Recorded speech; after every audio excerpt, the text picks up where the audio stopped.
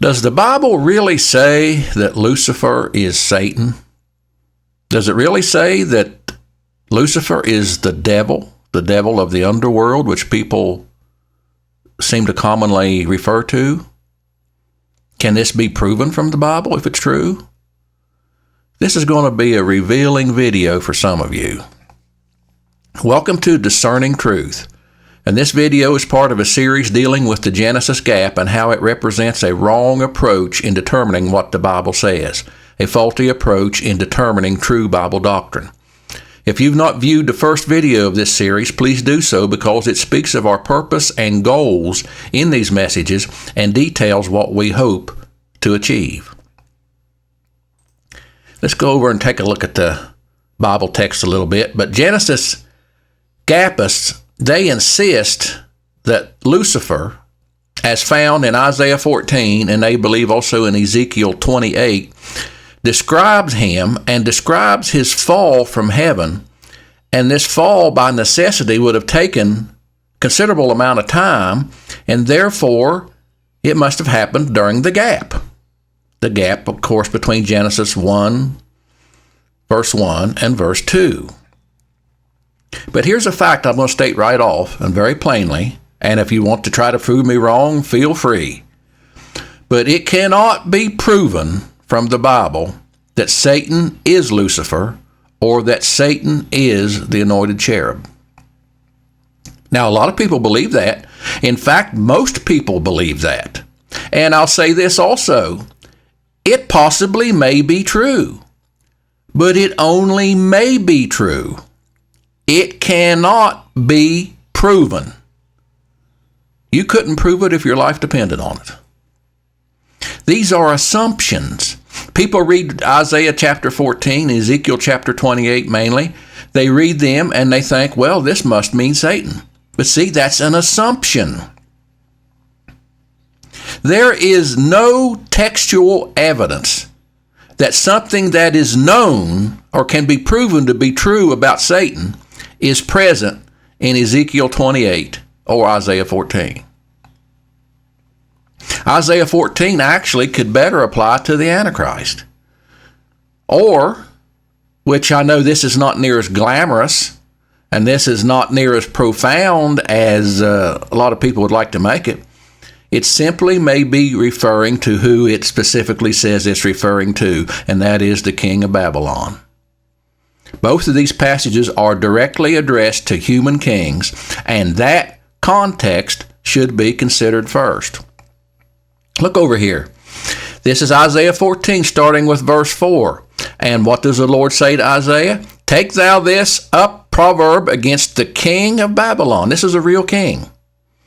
This is a real living king at this time. And as the Lord often does in Isaiah, he blasts them. He's constantly condemning them for all the evils that they do, and also berates them for all their pride and arrogance. And here it goes on, the Lord has broken the staff of the wicked. It goes on and on. Most people that believe, read this passage to be Lucifer or Satan, will say that it refers to both, that it's a dual application. It's referring to the king of Babylon and also to the spirit behind the king, which is the spirit of Satan. And most of them, but not all, will see this shows how wishy-washy this whole doctrine is. They can't agree on it. I mean, you could ask two people and they'll say, well, we'll start at this verse. And others say, we'll start that verse. That is differentiating between the reference to the human king or to Satan.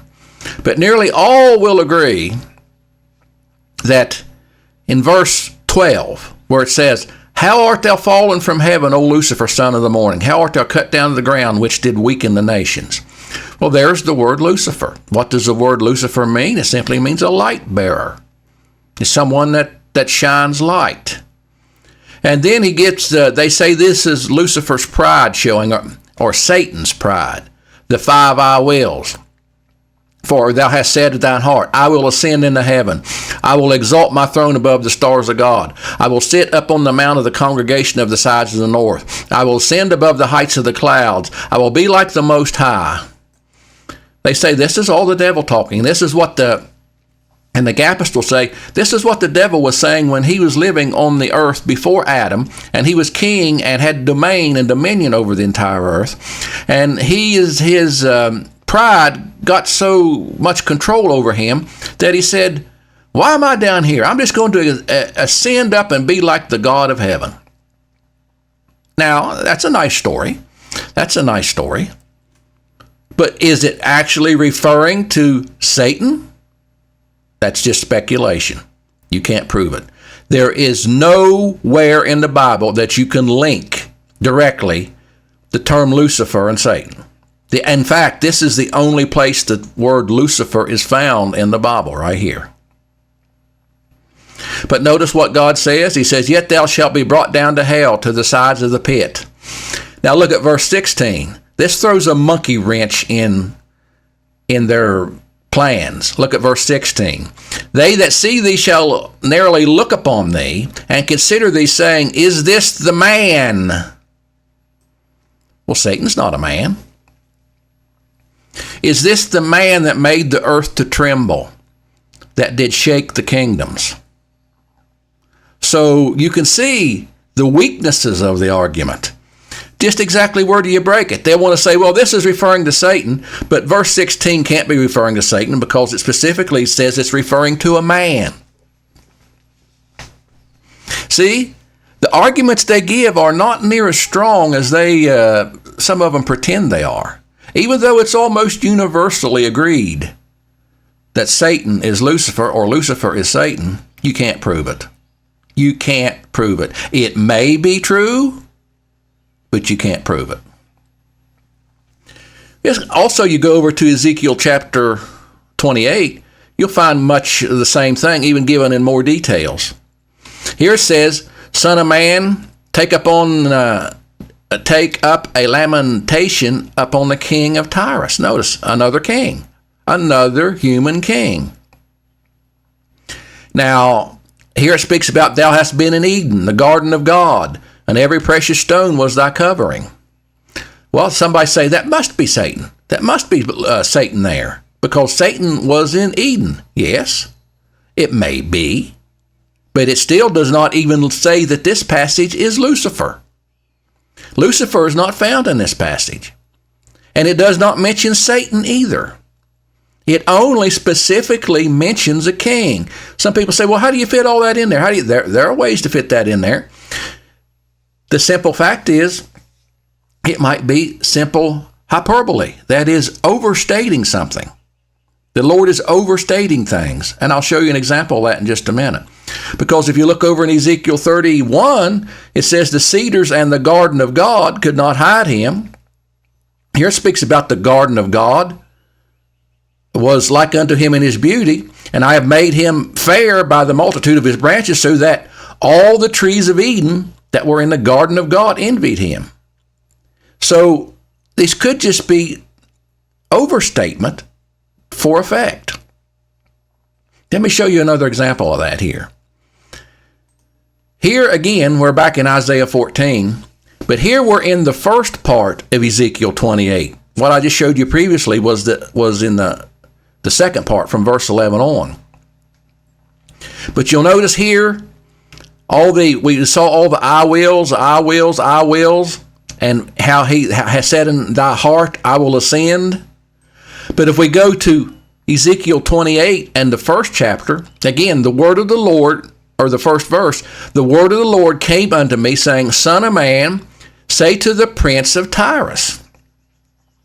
It's another human prince, or another human king.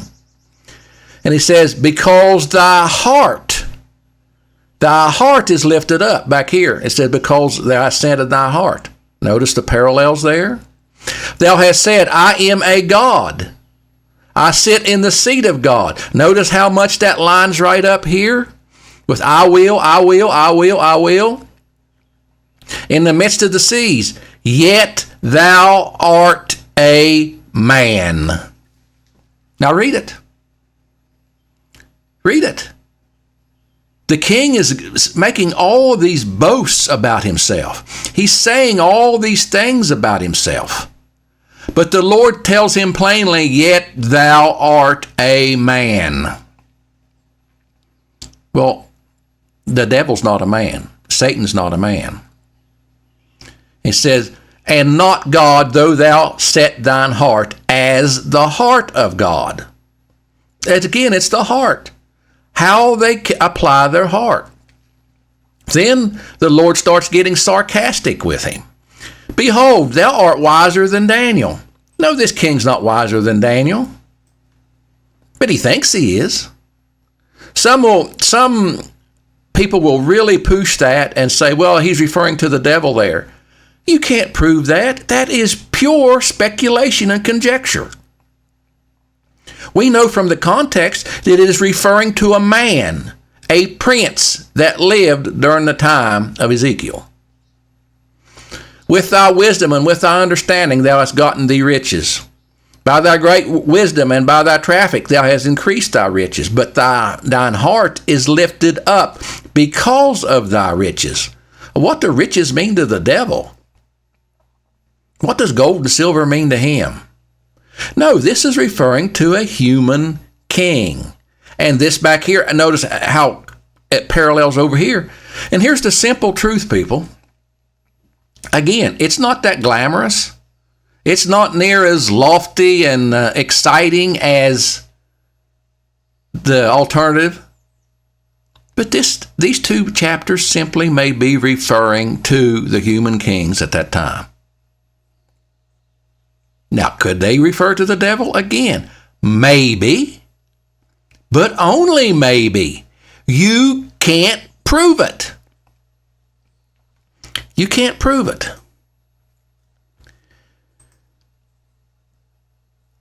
These passages could be addressed to human kings, and this context should be considered first. And the words of Ezekiel 11 to 19 could simply be words of mockery, sarcasm, or simply overstatement. As we said, the prince is not wiser than Daniel. He's not greater than wisdom, nor does he have the heart of God, even though he thinks that he does and he wants to. The Gappists claim that there must be a Genesis gap because there is no other place that these passages can apply is outrageous. That claim is filled with assumption. First, they're assuming it refers to Satan. First, they're assuming that it refers to a fall of Satan that had to take up all these details. A fall of Lucifer. But then we don't even know that Lucifer even is Satan. Again, it may be true that parts of these passages may refer to Satan to some degree, but the Gappists themselves cannot even agree to what degree or to what extent they may apply. And again, the assumption about Lucifer is a key reason the Gappists give for the necessity of a gap. A gap must be present for these things to occur, they insist, but this is nothing more than presumption, and presumption built on presumption. They speculate that Satan is Lucifer. They speculate that the only place he could have fallen was in the gap. And then they speculate that the gap must be between Genesis 1, verse 1 and 2.